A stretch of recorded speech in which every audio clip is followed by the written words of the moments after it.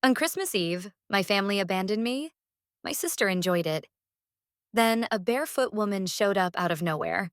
On Christmas Eve, my family abandoned me. My sister enjoyed it. Then a barefoot woman showed up out of nowhere. Revenge stories. What should have been a warm Christmas Eve turned into the coldest night of my life. With a suitcase in my hand, I was pushed out by the very people who were supposed to protect me. My sister didn't defend me. She smiled and watched me suffer. This Revenge Stories episode begins with betrayal, humiliation, and a moment that broke my heart. Shivering on a frozen bench, I thought my life was over. Then something unexpected happened. A barefoot woman appeared, clearly struggling in the cold. I made a choice that night. One simple act of kindness that would change everything. What followed an hour later was something no one could have imagined. This is one of those revenge stories where karma moves quietly, then strikes hard.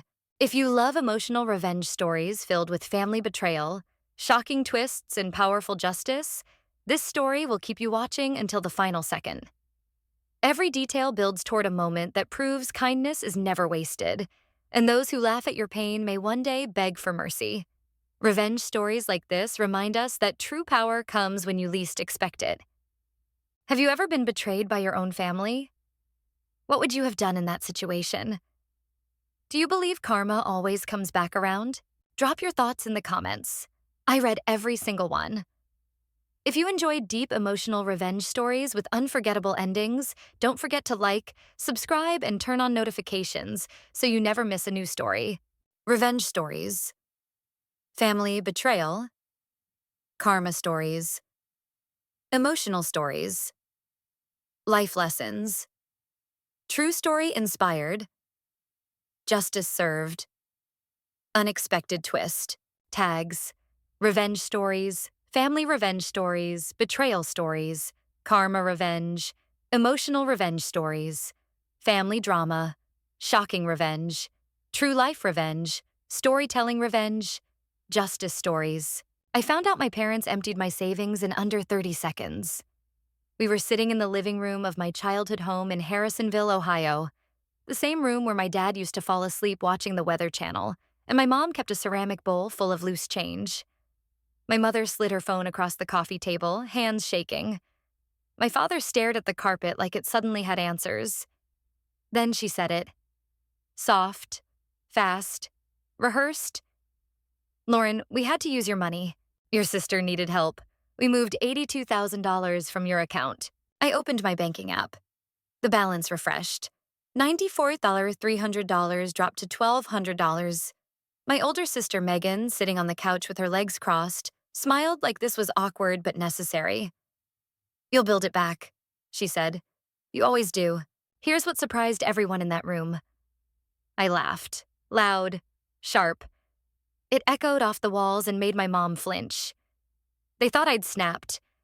They thought I was breaking. I wasn't. Because while they thought they'd taken everything, I knew something they didn't. They didn't steal my future. They stole the account I wanted them to steal. Before I explain why that matters, and how it ended with court papers, bankruptcy, and a family that no longer speaks, I want to ask you something. If parents take one child's savings to help another, is that love or theft? A week earlier, I was back at my desk in downtown Cleveland, staring at lines of code already uneasy.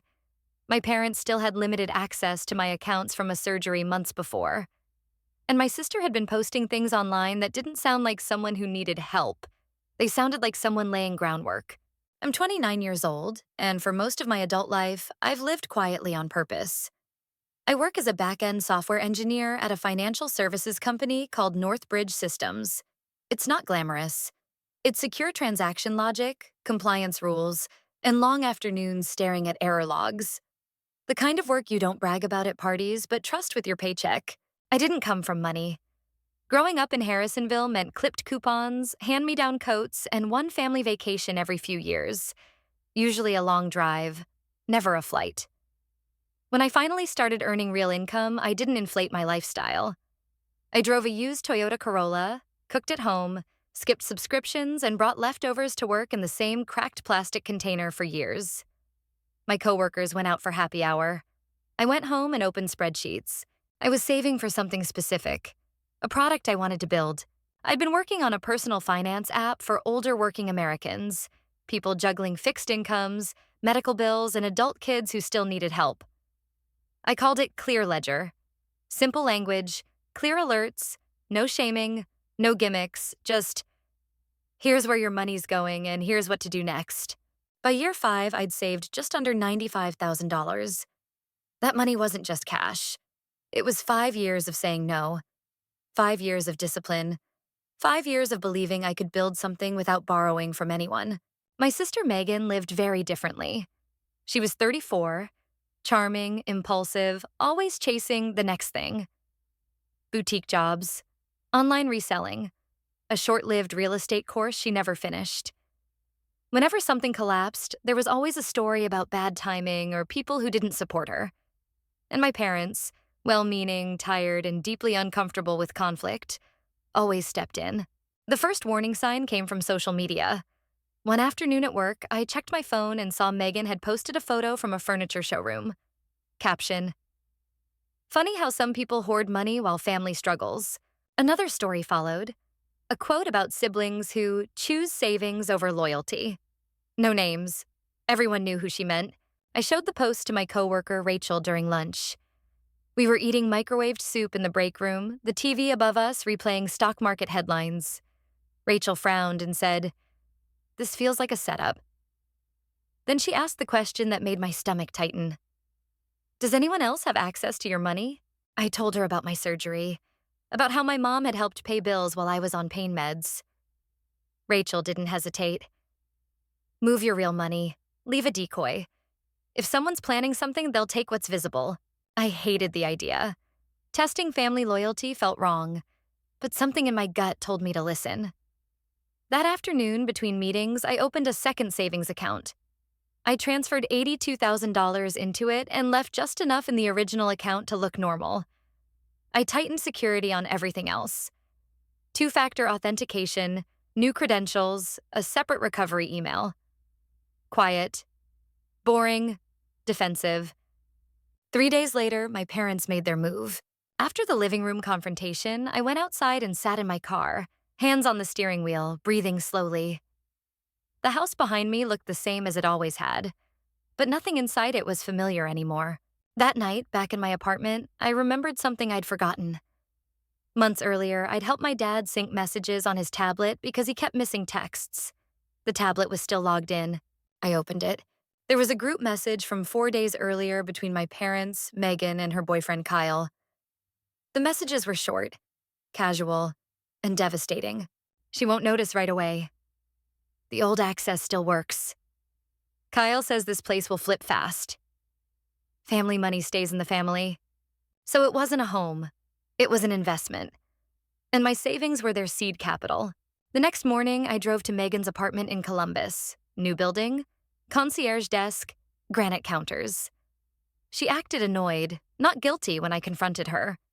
Kyle tried to explain it away like a business pitch, talking about market heat and easy profit.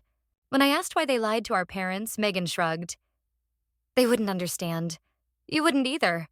You always make things moral." That sentence stuck with me. Because what she meant was, you have limits. We don't. Back at work, I pulled public property records. The condo had been purchased days earlier, already relisted at a higher price.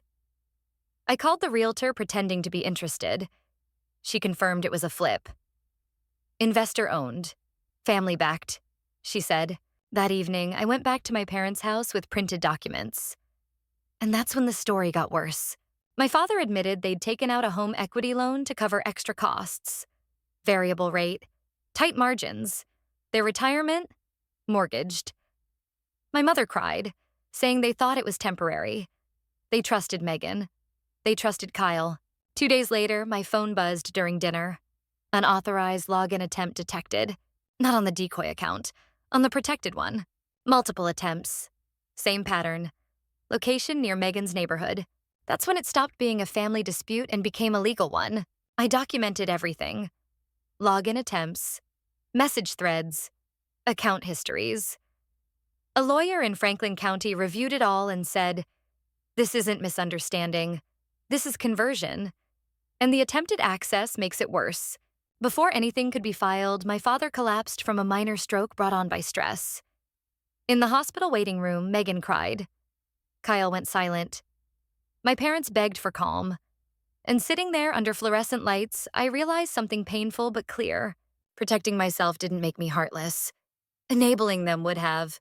During a tense meeting in the hospital room, I finally told the truth. I showed them my real account balance. Over $400,000. Untouched. My mother gasped. Megan froze. Kyle said, "You planned this." I said, "No, I prepared for it. I filed the case the following week."